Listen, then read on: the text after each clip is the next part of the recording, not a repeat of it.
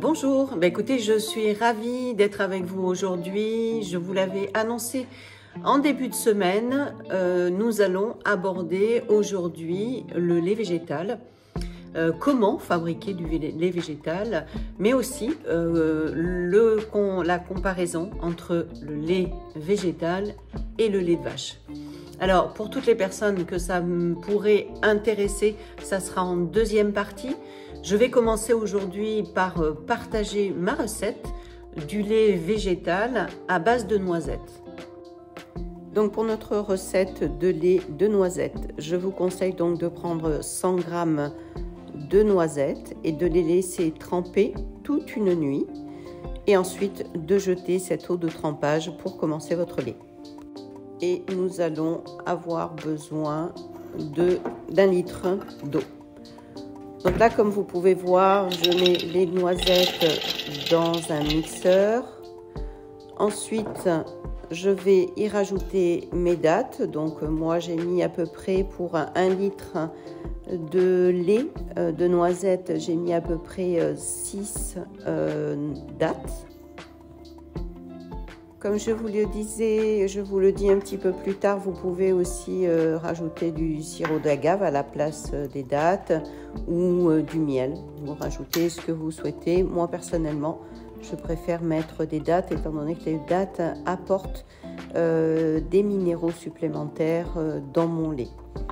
Donc, je fais attention de bien enlever le petit noyau qu'il y a à l'intérieur. Et je vais mettre mon litre d'eau que je recouvre complètement, donc mes noisettes et mes dattes. Une fois que j'ai bien mixé, je vais donc prendre un linge exprès pour le filtrage et je vais mettre mon lait dans un saladier pour après le mettre en bouteille. Le temps de la préparation, c'est vraiment très court. On compte entre 5 à 8 minutes pour faire la recette du lait de noisettes maison.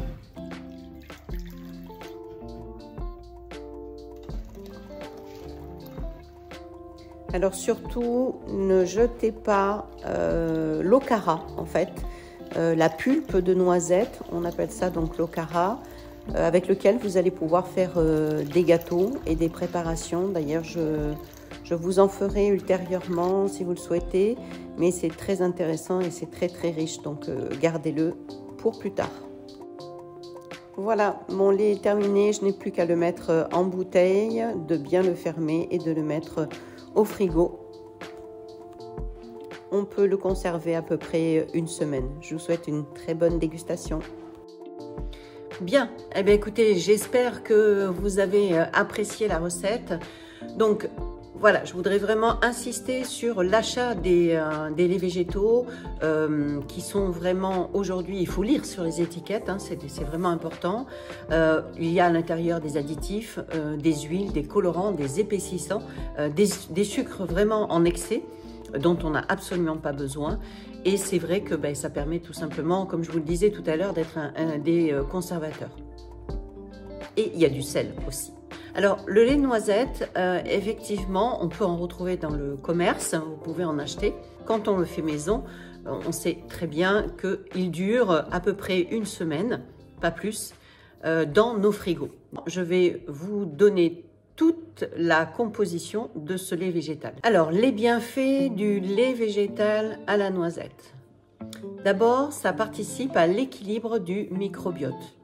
Grâce aux fibres que vous pouvez avoir justement dans ce lait, les noisettes contribuent énormément au transit en luttant contre la constipation. Donc, si vous êtes constipé ou si vous connaissez des gens constipés, ce lait de noisette maison, attention, a un effet très intéressant. Alors je vous disais justement que ce lait était riche en bonne graisse puisqu'il protège des maladies cardiovasculaires selon certains médecins. En acide, il est riche en acide oléique et linoléique, c'est-à-dire ce sont des acides gras monoinsaturés et des acides gras polyinsaturés. Alors le lait végétal est protecteur vis-à-vis des maladies cardiovasculaires, puisqu'en effet sa richesse en oméga 3 est favorable au mauvais cholestérol et on équilibre justement au niveau du bon et le mauvais cholestérol, ainsi qu'à la baisse des triglycérides. Donc ça c'est très important aussi. Alors, le lait de noisette est riche en quelles vitamines et en quels minéraux? Donc, riche en vitamine E, c'est un antioxydant, riche en vitamine A, riche en vitamine D, B1, B3, B9 et en magnésium, en phosphore, potassium et en fer.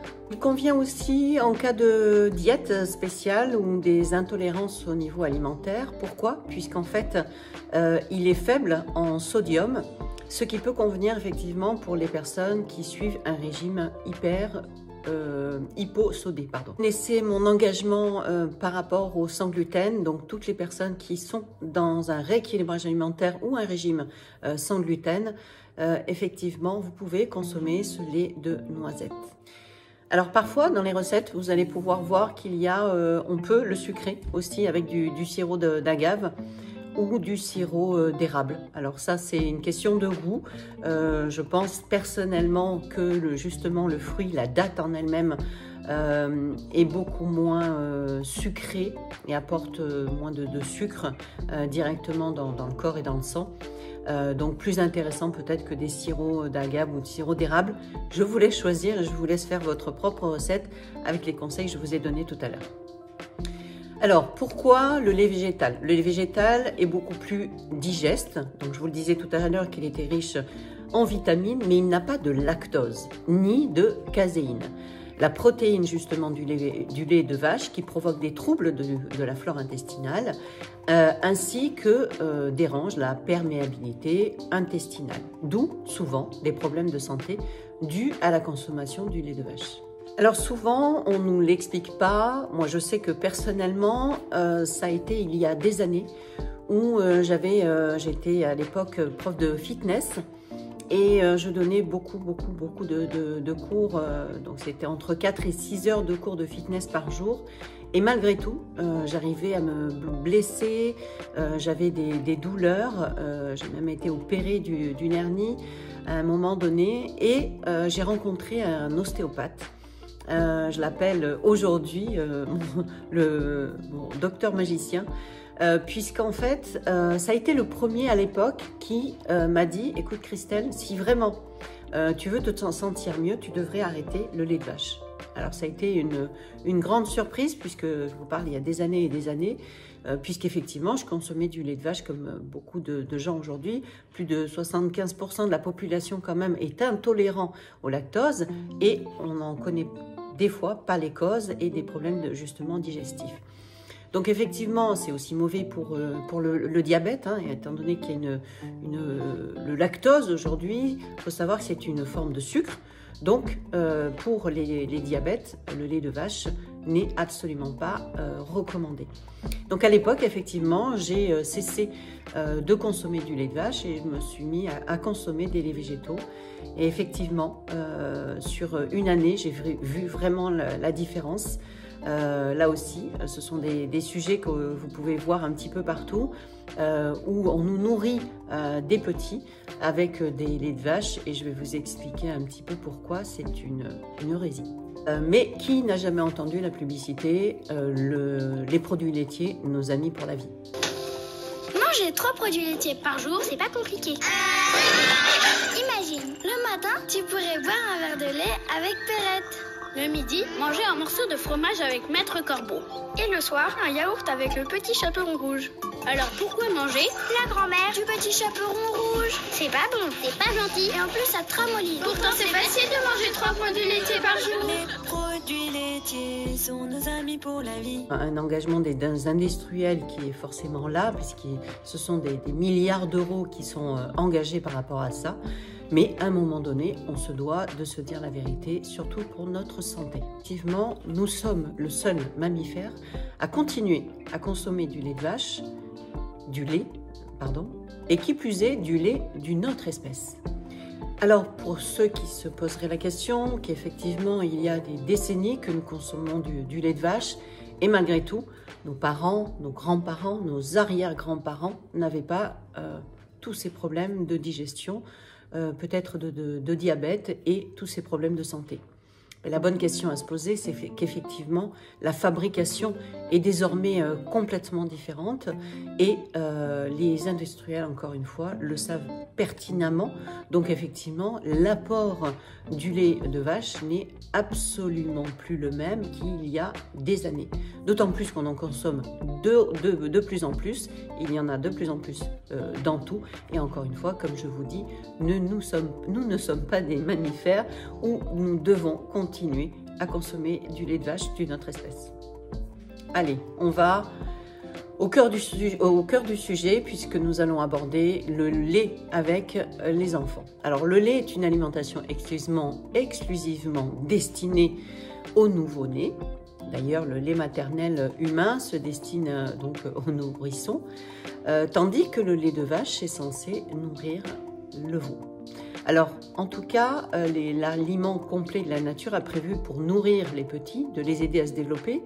Alors, ça contient effectivement des nutriments nécessaires à leur croissance, des protéines, des graisses, des sucres, des sels minéraux, des vitamines et de l'eau. Par contre, effectivement, chaque espèce produit un lait spécifique adapté aux besoins de la physionomie des petits à qui il est destiné. Alors pourquoi il nous est si difficile de digérer le lait de vache? Tout simplement puisqu'il contient effectivement de la caséine qui effectivement est difficile à digérer pour nous. Alors quant au lactose, c'est un sucre qui est naturellement présent dans le lait, dont effectivement nous avons de plus en plus de mal à le digérer. Alors qu'est-ce qu'il en est effectivement des fromages et des yaourts? Alors effectivement, ce sont là les graisses du lait qui sont multiples, qu'on retrouve dans tous ces produits laitiers. Et là, effectivement, le beurre, les crèmes, etc. ne présentent pas de problème particulier au niveau digestibilité, à l'inverse du lait. Alors, pour rester effectivement sur le lait de vache, est-ce que nous avons besoin de consommer autant de lait de vache? Non. La réponse est non. Alors, loin de moi, de nous, de toutes les personnes qui effectivement ont ces convictions sur le lait de vache, sur la non-consommation de lait de vache, à nuire aux agriculteurs, aux commerçants qui vivent de cette industrie, et je le comprends bien. Pourtant, je pense qu'il est nécessaire aujourd'hui, pour le bien et la santé de tous, de chercher à savoir davantage sur le sujet, de s'en informer et de pouvoir découvrir effectivement s'il n'y a pas une autre façon de pouvoir consommer du lait de vache. Encore une fois, comme je vous le disais, on peut largement consommer des produits laitiers comme le beurre, les yaourts et les crèmes.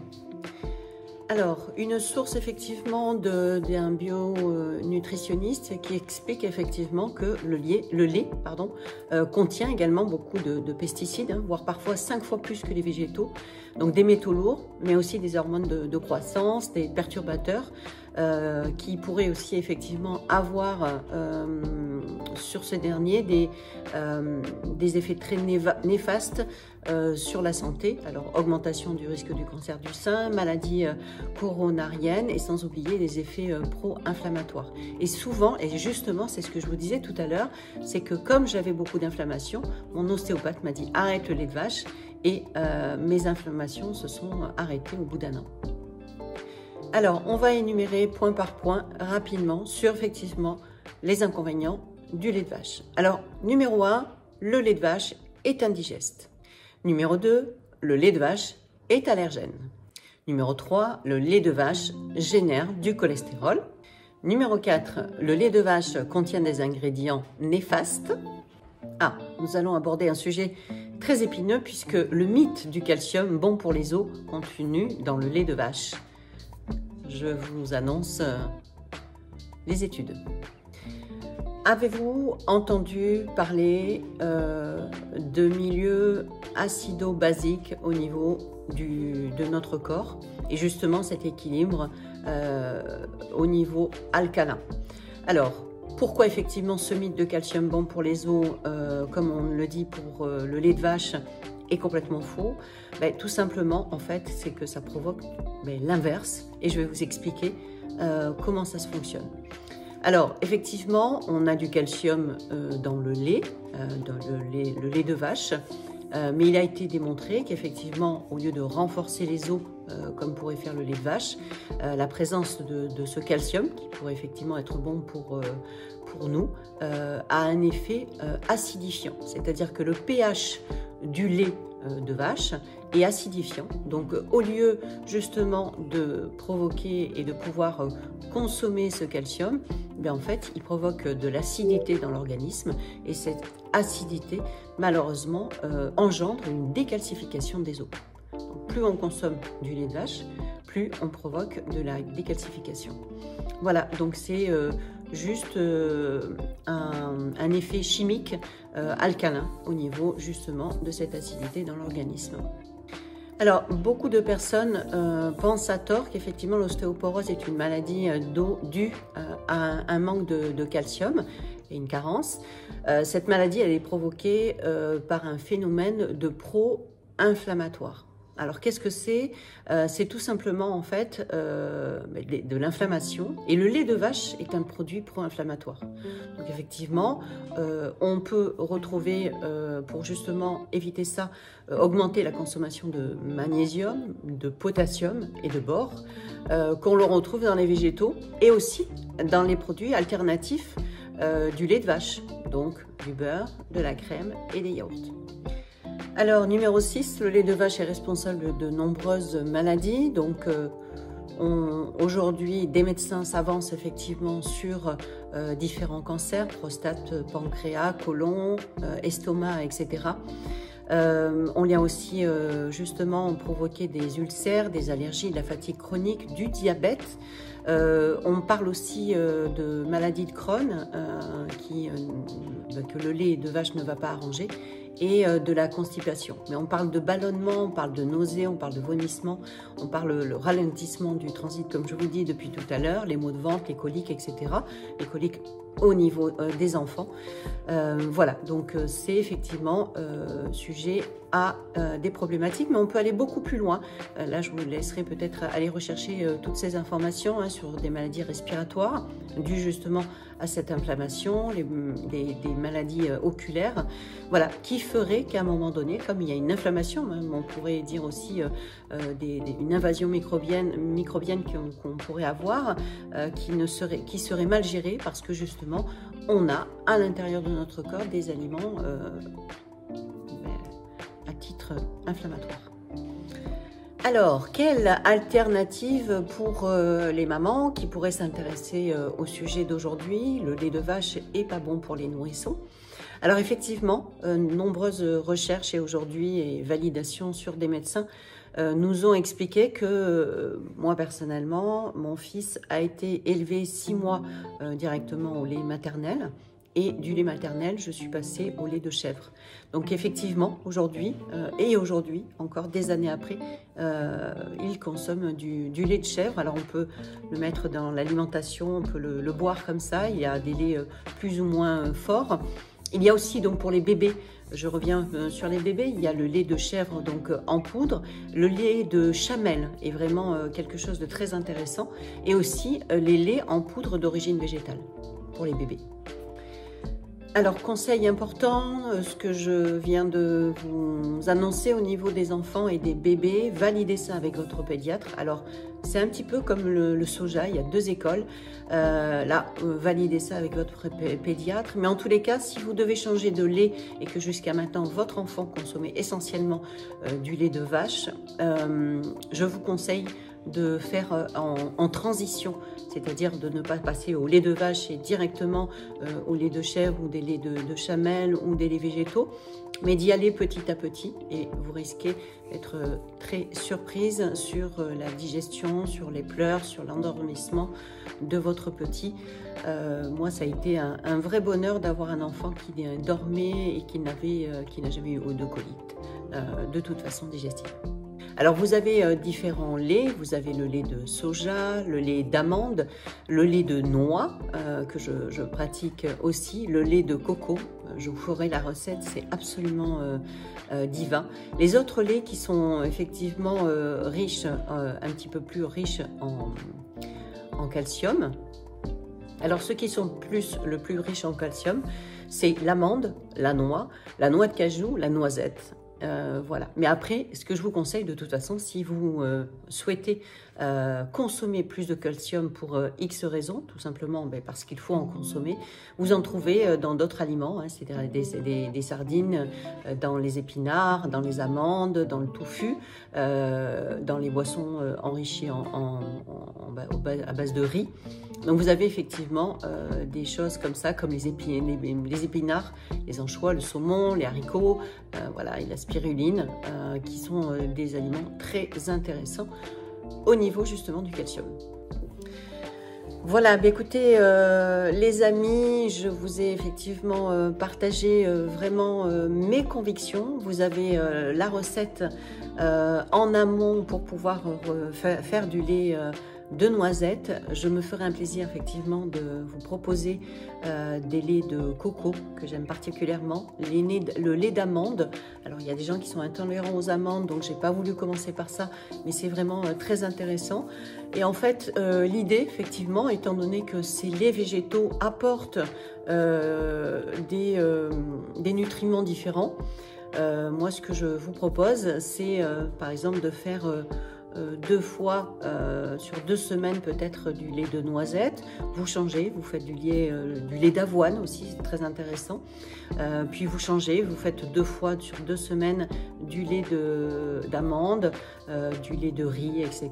Donc l'idée c'est de pouvoir avoir des apports nutritionnels différents, d'avoir des goûts différents, et vous verrez que vous pouvez faire toutes les recettes du monde avec ces laits végétaux, des crêpes, des sauces, des mousses au chocolat, des mousses, des desserts inimaginables avec justement ces laits végétaux. Et on est d'accord, c'est toujours des recettes sans gluten. Voilà, je vous souhaite une très très bonne dégustation et je vous dis à très bientôt sur notre chaîne. Et surtout, n'oubliez pas de liker et de vous abonner. À bientôt les amis. Tu peux me retrouver sur mon site bicocoon.com.